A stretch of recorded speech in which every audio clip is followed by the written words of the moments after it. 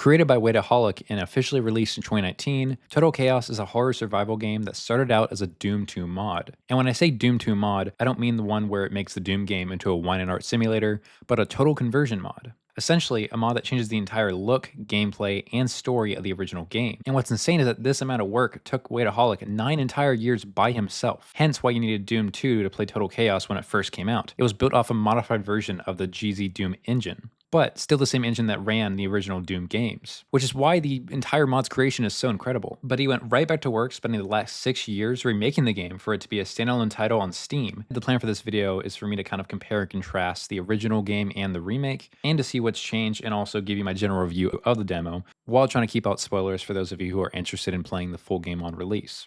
With that out of the way, please enjoy this video about one of my favorite niche horror games. Right off the bat, instead of the opening being explained through only a few paragraphs, we now get a little interactive cutscene showing the storm that causes you to crash into the island Fort Oasis. You're even allowed to steer the boat a little until the waves become much higher, followed by a mysterious person contacting you on the radio before your boat capsizes. I can't take it. Shut up! It's not too late.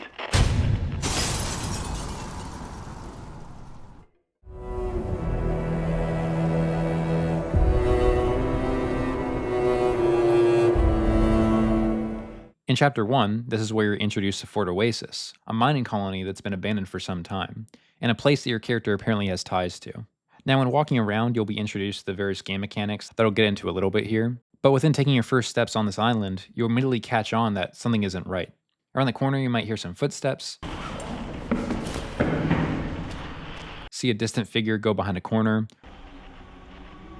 or hear a phone ring that's just out of your reach. It really ups the eerie atmosphere of this place, and it feels like you're being constantly stalked every second, despite there not being any loud or frequent jump scares. Right behind me! No! After walking into a more spacious room, your radio signal has strengthened enough to communicate with the voice you heard earlier on the radio.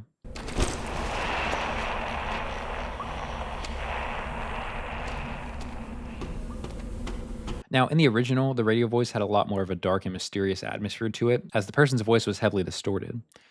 Every moment you dwell here will lead us closer to inevitability. If you still had a chance to leave, would you take it? In the remake, though, the voice is a lot more clear, and don't get me wrong, the guy is still a really good voice actor. It used to be somewhere I could be happy. But now, all that remains is decay. But the game actually has a setting to change the radio voice to whichever one you prefer, which I think is a really nice touch. Going a bit further, you'll find some save points that are new in the remake, and when you interact with them, they play this. Down in my cellar, I've been changing everything around. I did a bit more digging into why they picked this song, and I found out that it's a distorted version of a song called Everybody Wants a Key. And in the song, you'll find a very prominent phrase that goes like, down in my cellar, which I might be overanalyzing here, but I think generally that phrase has connotations of vulnerability or isolation. So with this subtle foreshadowing, it kind of feels inevitable that your character is going to have to face some past regrets. Coming into a room with several switches, you'll find a note explaining how to get forward, with notes being the main way that the game communicates various puzzles, lore, or even map info. After flipping on the first of the 5 switches in the room, you'll encounter your first enemy, a brute.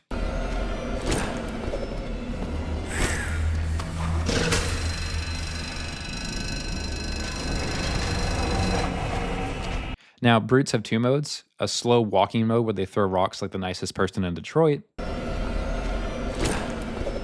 and a fast mode where they creepily run towards you until they get close enough to attack you.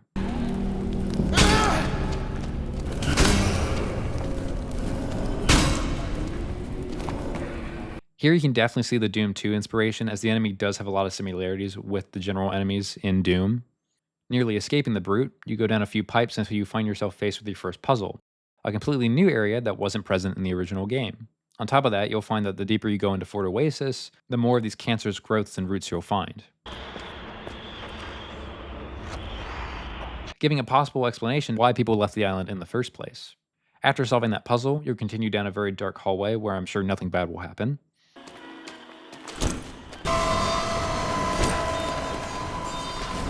Even if you wanted to fight the few enemies chasing you, it would just simply be worthless as more and more enemies keep piling onto the chase behind you. After doing a bit of dodging and weaving, you'll finally get to a door that lowers, thankfully in time, due to the radio voice helping you out. You've come here to find something.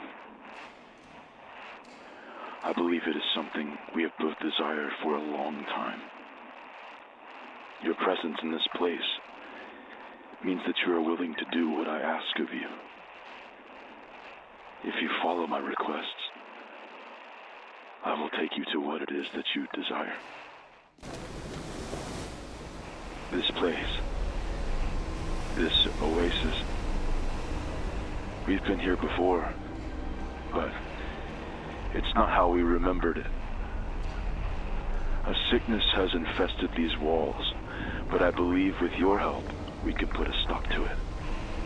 On the north side of the island, a mine awaits us. We must reach it, descend into its depths to the deepest point. Only there is where you will find the answers you seek. Now, knowing that you need to get down to the mines, you have two places you need to go: the underhalls and electricity. However, you need to go to electricity first to get a key for the underhalls.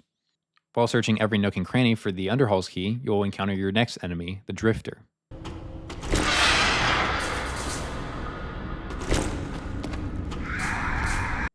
These guys have insane speed but have to build up a charge in an attempt to ram you. But you can actually kind of sideswipe and knock the enemies back, reenacting what Boris Johnson did to that one kid during that soccer match. However, your main course of action at this point is to just run away and avoid the enemy as much as you can, since your main pickaxe is still broken. But with a key in hand, you're able to unlock the door and go through the underhalls, which will then lead you into Chapter 2. They're here, waiting for you. I would not try to dispatch them. You might as well leave them here to fester.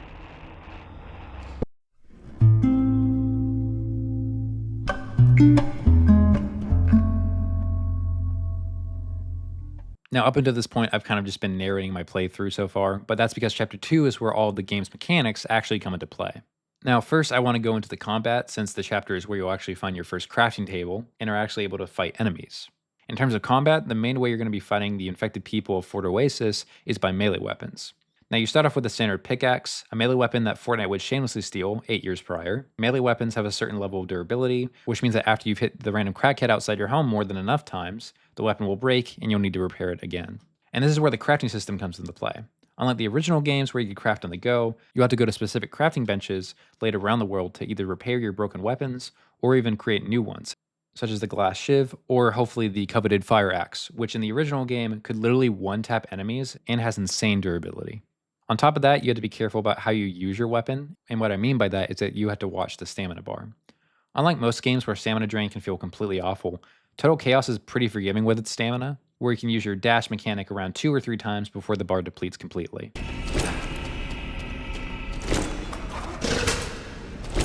However, the stamina bar is not only used for movement, but also for combat. Want to one-tap the average Cincinnati resident in front of you? That will cost you almost the entire stamina bar, with each added bit of charge adding to deal more damage. If you want to get a bit more stylish with how you fight, you can also use your dash to barely dodge incoming hits. In case you forgot, the original game was based off Doom 2, so there was no way to jump, basically making Doom Guy into Hector Salamanca.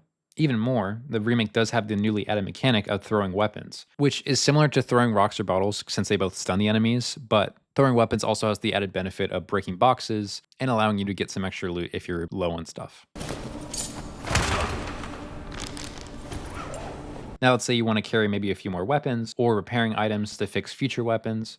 That will lead you into the game's inventory system.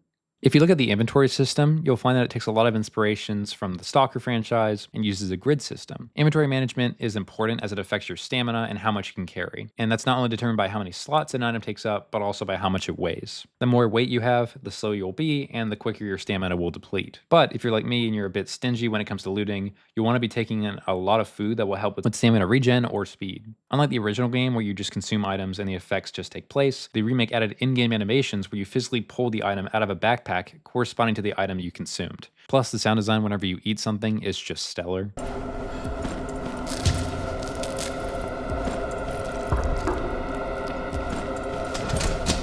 On top of this, you also have various stats to keep track of while you're on Fort Oasis. You'll have your basics like health and hunger, but also stats like bleeding and madness. Outside of medkits, bandages, and food, you'll notice that a lot of items will have certain debuffs. For instance, with stims, you'll recover health and get a stamina boost at the cost of some bleeding and hunger. I think what's funny to me though is that cigarettes are still the one exception to this rule, as it literally causes only health drain. The madness stat is where the remake differs from the original game. As in the original, you had the radiation stat in place of madness, so certain foods or certain areas would heavily increase the amount of radiation that you come into contact with, which would usually drain your health. In the remake, they've replaced this stat with madness, which you'll experience after you take some of Dream's normal pills. Those pills in your backpack. I know you don't want to take them, but we may need a fresh perspective to get back on track. You could take them, and for a while, all of this would fade away.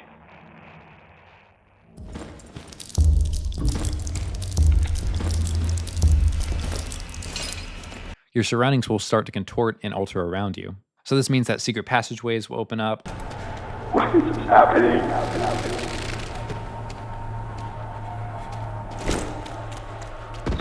Or change your environment in some crazy ways. I'm honestly really looking forward to this mechanic, as I think there's a lot of potential behind it, and I'm hoping to see if it will be less of a linear mechanic, in that each level will have a certain set of passageways or environment changes, instead of only being used in certain story segments. Before I wrap this video up, do expect some more videos soon, namely an in-depth, higher quality video on the game The Beginner's Guide, which is a really great game done by the guy who did Stanley Parable. And in the meantime, until Total Chaos comes out, just go play some new friendslop. Let's